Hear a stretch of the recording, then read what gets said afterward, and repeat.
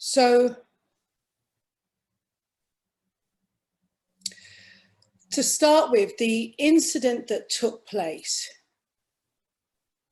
and has been taking place over several decades, years, centuries, is a beating of Black bodies. Yeah. It's the mutilation, the abuse, and the disregard for Black life. That is how deep incidences, whether it be Breonna, whether it be Floyd George, whether it be George Floyd, sorry, even as far back when I was at school during the 80s with Rodney King, that was a pinnacle moment whereby for the first time in history, the US police force was caught on camera, and that brought in the whole concept of the film style of not Art Nouveau, the whole genre within filmmaking when you are being a fly on the wall and you're witnessing an event. Yeah, yeah. There is a lot of documentary film style in filming that uses that technique to tell a story, to give validity, to give authenticity. And here we have a real life incident taking place on the streets of New York where we see yet again the beating of Black skin and Black bodies and the disregard of human life, irrespective of the color, shade, hue, or whatever, or gender, or sexuality. And so a shift took place even then back in the Rodney King days, whereby the outpouring of oh my goodness, this is real. They haven't been making it up all along. Yeah. These are real life. And so the broken bones of this individual now sets the standard of what Black life means in America. Yeah. And then we have decades later in a different generation. So now I'm the child during the Rodney King. I'm the teenager. I'm the young woman that is witnessing this. And that impacts me to say, hell no, that needs to stop. I see it from my own eyes, just like my colleagues to the left and the colleagues to the right that may have different colors than me, but I am seeing this and I'm feeling this and I'm experiencing this on such a deeper level. You're outpouring because you're in shock and disgrace for the police force. I mean, I'm outpouring because I now am a victim because I'm experiencing firsthand what it is to witness the helplessness of Black life and the disregard and the very much gang, ghetto kind of stereotype that we're often tarnished with is now being flipped on its head, juxtaposition. We've got the police performing that stereotype that has been imposed on us for so long. Yes. And so now I am feeling and I'm experiencing it in myself.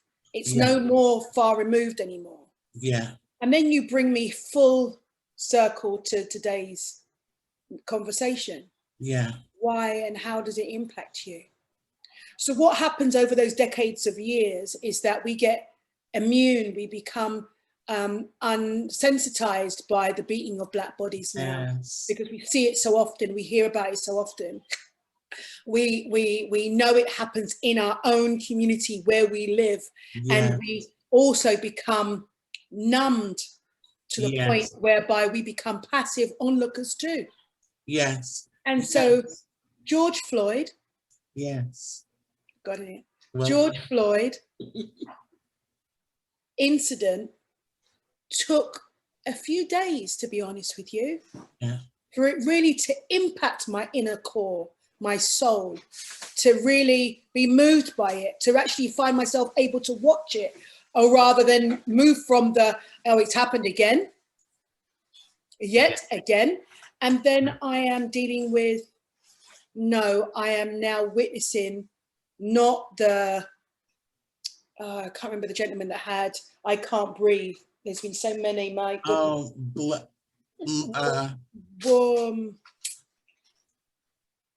I can't breathe. I can't, it slipped my mind. I know. Walker, no, the gentleman that got I know exactly when right, cigarettes. the box of cigarettes that he shouldn't have had or something.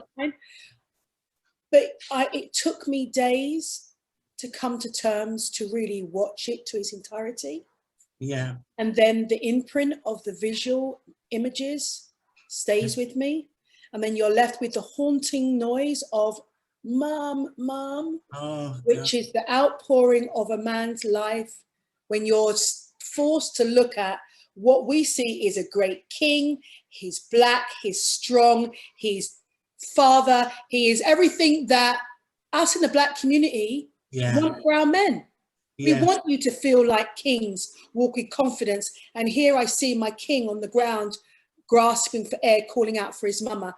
The exact contradiction to the stereotype that has been forced from day one. That our black men feel, that our blackness, that we're not so resistant to pain. We're not that strong. We are human and we need to be embraced like that. And so that image played for me the reality that my brother, my dad, the son I never had, the cousin, the nephew, for them to reach the point to say, Mom, help, breaks my heart. And I think it broke it for many people. But then the question is, it's a Rodney King repetition. It's a Breonna Taylor. It's she jumped off the balcony because she thought her life was in danger.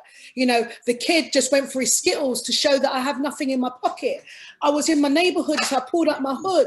The security guard was asking who I am, so I ran in the opposite direction because I felt fear for my life. I was feeding my dog and the police started running after me, so I ran and they shot me in my back. These are the repetitions of black life that is taken from us at an alarming rate. So George Floyd was the one that the world woke up to. And that's great. But George Floyd was just one body that was taken out of the stereotypical context. Because if he was standing saying, I want my mum, or half leaning against the wall in the resuscitation, looking like he's resisting, would we have been responsive in the way that we did? Because we would have not seen him in his vulnerability, but saw him in his strength and power, being retained by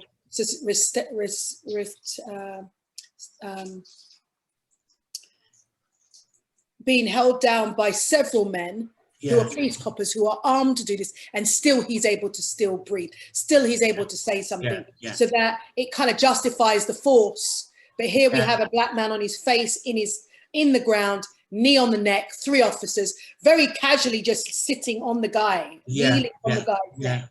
There's no head, there's no hand on the car to take off some pressure. There is just full 100% weight. And that is the turning point that I think for the world, they saw him and blackness and a human being as a human being.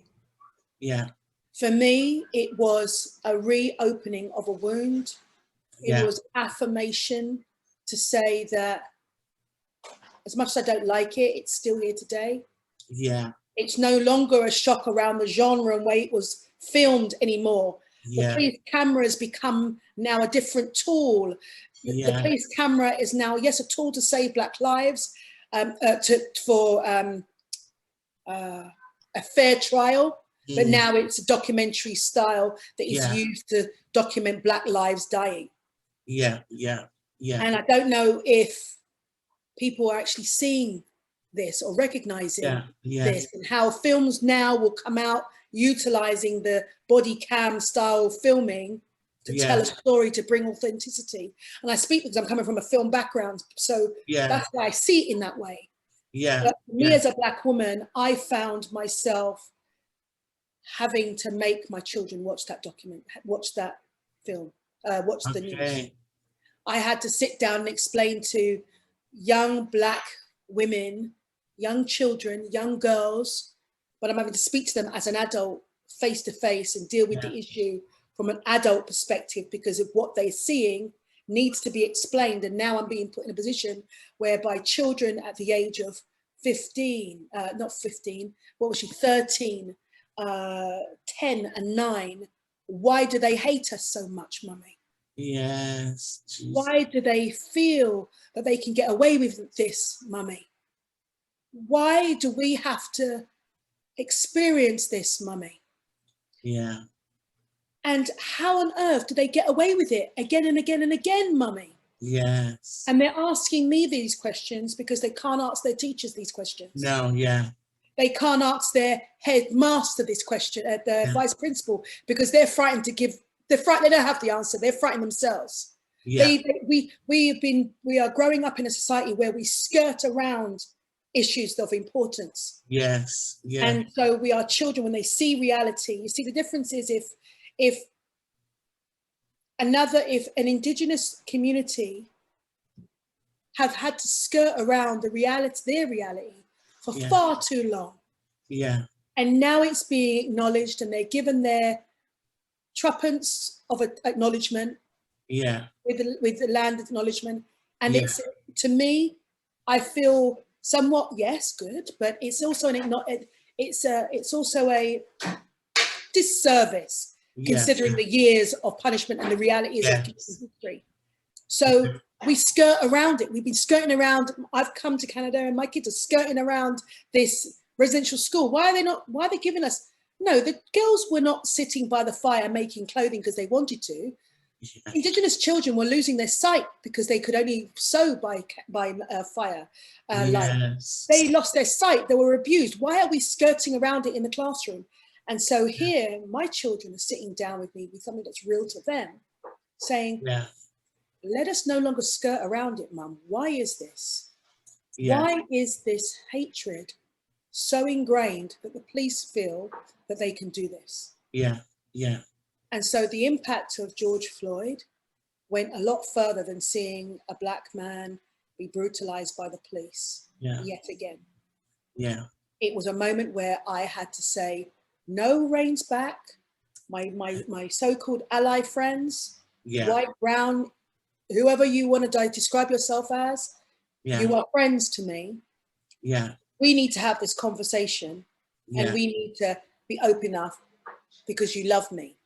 And if you love me, then you'll be willing to feel my pain. If you love me, you'll be willing to stand in the gap for me when I'm feeling uncomfortable.